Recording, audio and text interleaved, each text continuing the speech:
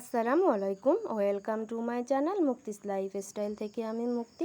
আশা করি দেশে এবং দেশের বাহিরে যে যেখান থেকে আমার আজকের ভিডিওটি দেখতেছেন সবাই আল্লাহর রহমতে বেশ ভালোই আছেন।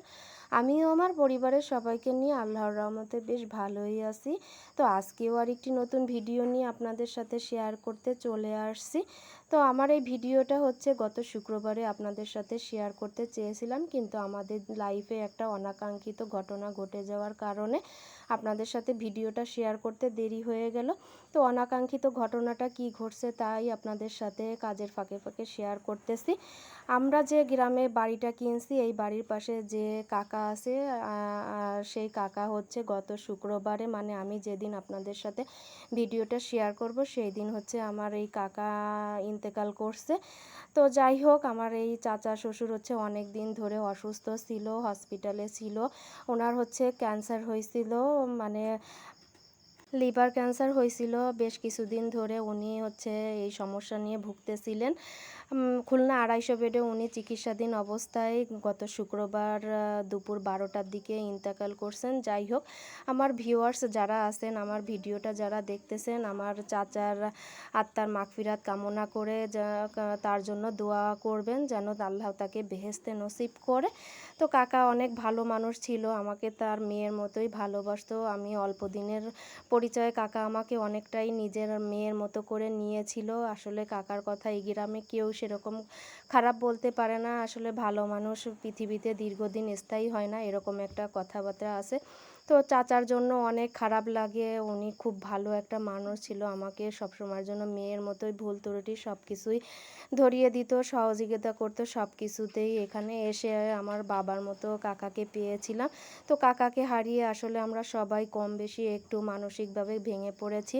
আমার কাকার হচ্ছে 4টা মেয়ে, তার কোনো ছেলে নেই, তো সেইভাবে সাপোর্ট করার মতো কেউ ছিল না। এই কারণে কাকার মেয়েদের সাথে কাকির সাথে আমার কিছুটা সময় ব্যয় করতে হয়েছে, তাদের সাথে সময় দিতে হয়েছে দেখে ভিডিওটা শেয়ার করতে পারিনি। তারপরে আবার আমাদের এদিকে আবহাওয়া হঠাৎ করে খারাপ হয়ে গেছিলো, 3 দিন পর্যন্ত আমাদের এদিকে কারেন্ট ছিল না, তারপরে নেট ছিল না। আর আমার মোবাইলে হচ্ছে একটা সমস্যা আছে, নেট চালু করলেও মানে এমবি কিনলেও আমার মোবাইলে নেট চালু হয় না।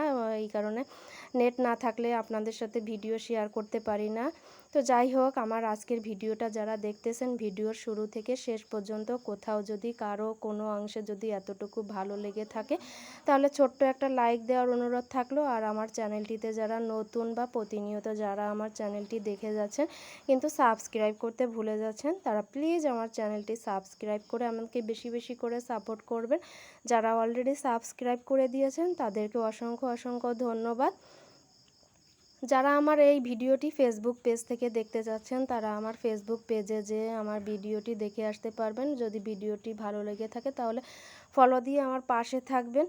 তো এইটা হচ্ছে গত শুক্রবারের ভিডিও। তো চিন্তা করছি যে একটু মুরগির মাংস রান্না করব, এই কারণে বাহিরের চুলায় আসছিলাম। আসলে বাহিরের চুলাটা হচ্ছে অস্থায়ীভাবে এইখানে চুলা মেরামত করব, সেই কারণে এখন পর্যন্ত বাহিরে সেভাবে রান্না বান্না করতে আসিনি। তো যে চুলা আছে সেই চুলায় চিন্তা করছি যে মাংস রান্না করব, এই কারণে চুলায় আসছি। চুলার রান্নার স্বাদ তো আসলেই অন্যরকম। তো এই চুলাটা ভেঙে হচ্ছে নতুন করে আমি চুলা বানাবো, তখন ইনশাল্লাহ প্রতিদিনই চুলায় রান্না বান্না করা হবে। আসলে গ্রামের বাড়িতে আসছি, সব কিছু টাটকা টাটকা চুলায় রান্না করার স্বাদটাই তো অন্যরকম। এখন হচ্ছে এই চুলাতেই আপাতত রান্না করতেছি, মাঝে মধ্যে একটু রান্না করি, ঈদের দিনও রান্না করছিলাম, তাই আপনাদের সাথে তো শেয়ার করছিলাম। আর আজকে একটু মাংস রান্না করব দেখে চুলায় আসছি, এই গ্যাসে আর রান্না করিনি, গ্যাসে ডালটা রান্না করছি আর চুলায় হচ্ছে মুরগির মাংসটা রান্না করতে চলে আসছি।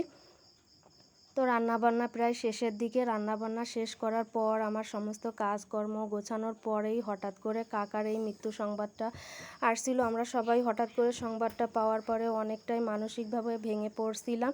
তো ভিডিও শেষ পর্যায়ে আমার কাকার জন্য আপনাদের কাছ থেকে দোয়া চেয়ে নিচ্ছি। আমার কাকার জন্য আপনারা সবাই বেশি বেশি করে দোয়া করবেন।